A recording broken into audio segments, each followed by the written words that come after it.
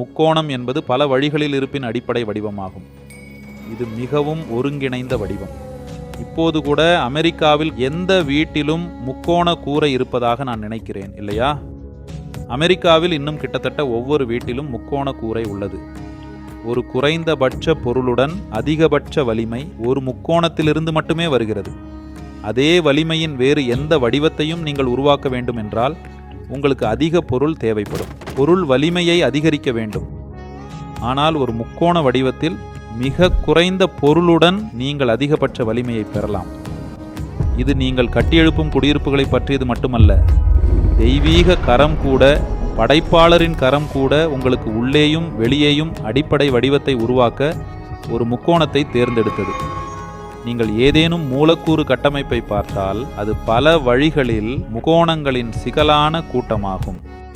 இதேபோல் நீங்கள் மனித உடலை வேறு மட்டத்தில் பார்த்தால் ஆற்றல் உடல் என்று அழைக்கப்படும் ஒன்று இருப்பதை நீங்கள் காண்பீர்கள். ஆற்றல் ஒரு குறிப்பிட்ட வழியில் உடலில் நகர்கிறது. இதை நீங்கள் விழிப்புணர்வுடன் பார்த்தால், உங்கள் அமைப்பு கட்டமைக்கப்பட்ட விதத்தை நீங்கள் பார்த்தால், உங்கள் உடலில் மிகவும் அடிப்படை வடிவம் ஒரு முக்கோணம் என்பதை நீங்கள் காண்பீர்கள். அனைத்து நாடிகளும் முக்கோண வடிவில் சந்திக்கின்றன. நாம் சக்கரங்கள் என்று குறிப்பிடுவது உண்மையில் முக்கோணங்கள். நாடிகள் முக்கோண வடிவில் சந்திக்கின்றன. அவை இயக்கத்தை குறிக்கும் என்பதால் நாம் அவற்றை சக்கரங்கள் என்று அழைக்கிறோம்.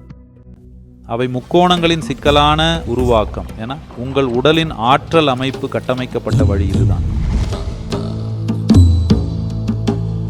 நாகேந்திரஹராய த்ரிலோச்சனாய பஸ்மாங்கராகாய மகேஸ்வராய நித்யாய சுத்தாய திகம்பராய தஸ்மை சிவாய நமः சிவாய தஸ்மை நகராய